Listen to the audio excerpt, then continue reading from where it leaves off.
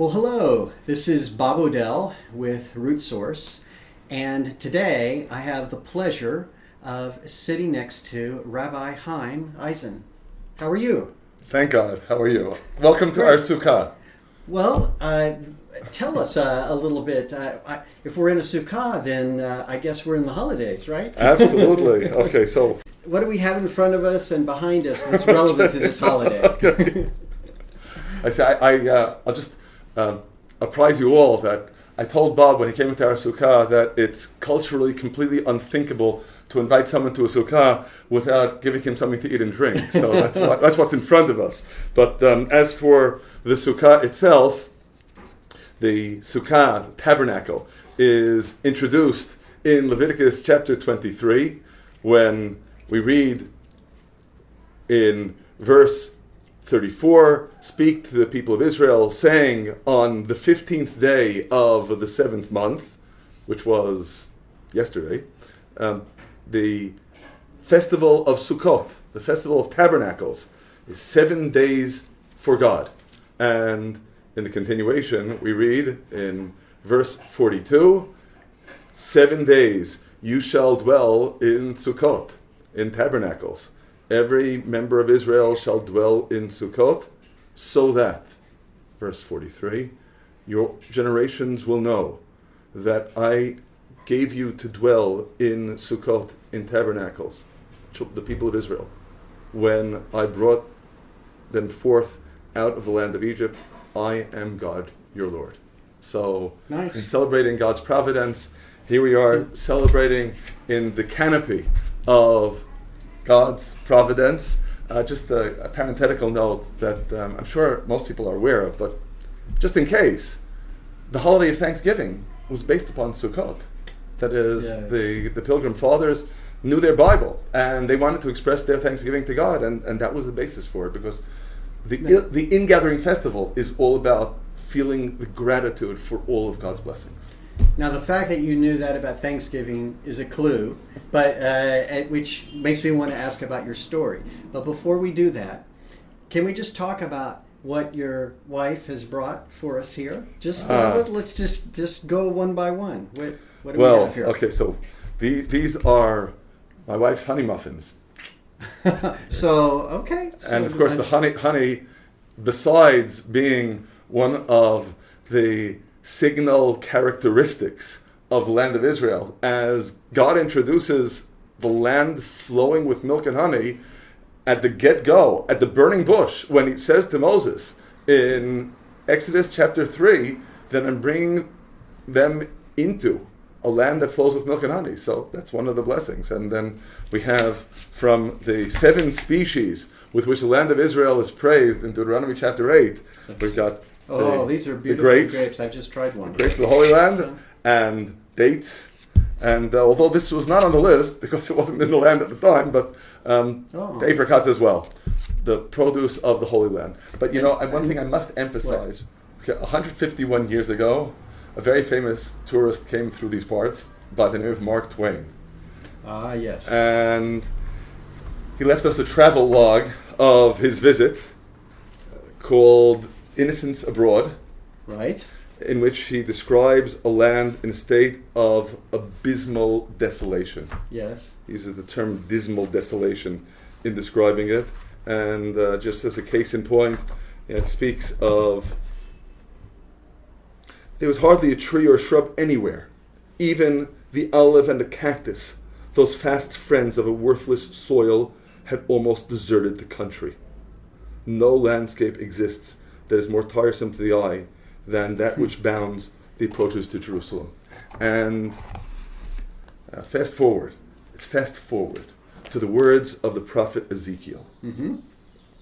In Ezekiel chapter 36, verse 8, now it's important to emphasize the context here, because of course Ezekiel is prophesying in Babylon. Babylon is the floodplain of the Tigris and Euphrates. Right. Not a mountain in sight. And Ezekiel remembers the Holy Land. And boy, was he longing for the mountains. And we have a prophecy in chapter 36 directed at the mountains. You, O mountains of Israel, give forth your branches and bear forth your fruit for my people Israel who are near to come. 151 years ago, nothing was here. And it's very apt, actually, that Mark Twain quotes the words of the rebuke. We read in Leviticus chapter 26, in verse 32, and ironically, Mark Twain quotes these words in The Innocents Abroad. I will bring the land into desolation, and your enemies who dwell in it will be desolate themselves. They'll be astonished at the desolation. And while Leviticus chapter 26 really reads as a litany of woe, the consequences of our not being faithful to the covenant, in our tradition, those words are, in a way, a kind of semi-blessing.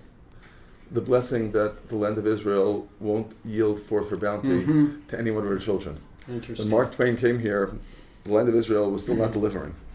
And you look around today, boy, you see a land that's blossoming. Right, right.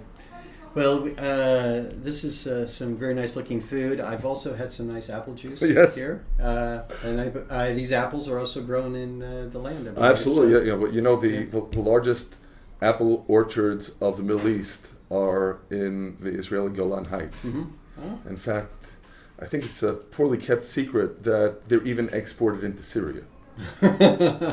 Somehow they get them across. Yeah, right. So behind us, besides some nice flowers here, I see some of the 4 species here. Do you want to talk about this? this? We do, absolutely. Okay. Let's go through that. Just a little bit of plastic case to keep them from drying up. If you wouldn't mind handing me the citron box, it's right behind you. Oh, sure. So these are nice and fresh. Oh, it's yeah. They're a nice case, keeps them fresh all the... You don't have to keep them fresh according to the Torah, right? But it's just you just keep them. We beautify the commandments. So we also have a nice little olive wood box for keeping the citron in good condition. So to beautify the commandment means to take the commandment and then to we don't want to just get by, and one of the main themes, in particular with the 4 species, but really with the commandments generally, is as expressed in the 2nd verse of the Song of the Sea, in Exodus chapter 15, verse 2. This is my God, and I will extol him. So nice. we show how we extol God by not merely discharging the obligation, but showing the love that we have for God's word and for the commandments that he gives us, and showing our devotion to God by keeping him beautiful. So what we have here is the palm branch, we have the citron, we have the myrtle branches, and we have the willow branches. Or to express it, if I can ask you to hold in the meantime, I would love please. Going back to Leviticus chapter 23. Oh, so they're nicely kept together here in the holder. Yeah, this holder is made out of lulav leaves, out of palm branch leaves. Nice. So, the kids are very artful in these things. But we read again in Leviticus chapter 23, in verse 40, you shall take for yourselves on the first day the fruit of a beautiful tree, and by tradition that's the citron, and the branches of date palms, that's the palm branch, and the branches of a thickly tree, by tradition this is the myrtle, and willows of the brook, and rejoice before God your Lord 7 days. So we express our rejoicing with God through waving these 4 species, and while the written word merely tells us to take them, in the oral tradition of how we do that. So we wave them. Before you show us the wave, I have a question about this. You said this is the fruit of a Of beautiful tree. Right. I've heard it said, I don't know if you agree or not, but I've heard it said that it could also be translated a beautiful fruit of a tree. That You could. But because it's also a nice looking fruit. Just curious if you had any comment. It could be. That is the Hebrew pri eitz hadar.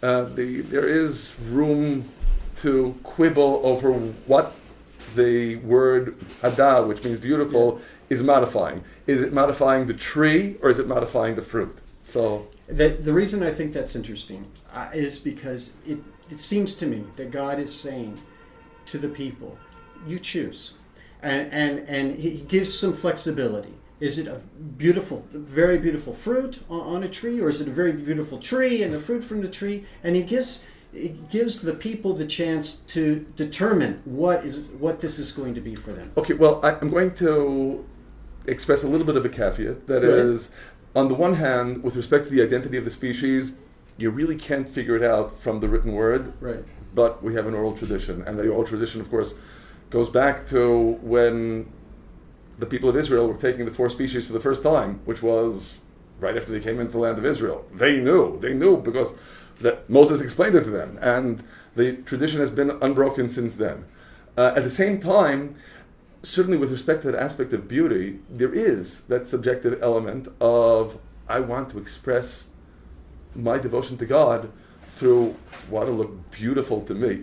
And there definitely is, in that dimension of what makes for a beautiful fruit, a certain element of subjectivity. I mean, we aim for symmetry, no scars or Nice. leaf wounds or thorn wounds. You know, the citron is a very thorny tree. So there are certain criteria, but at the end of the day, there definitely is that element of I want to feel good about these species as expressing my devotion to God through the most beautiful way I can. That's great. So please show us Okay. how might the waving look. I know Okay. you told me earlier you've done your waving for the day. You do that in the morning service and in the Right. afternoon. We also, if we were doing it otherwise, then certainly for anyone able-bodied, we do it standing up. And I Right. realized there'll be a problem with the camera. So, but we wave it in the 4 cardinal directions. That means first in the direction of the Holy Temple, and then we go around all 4 cardinal directions, like this.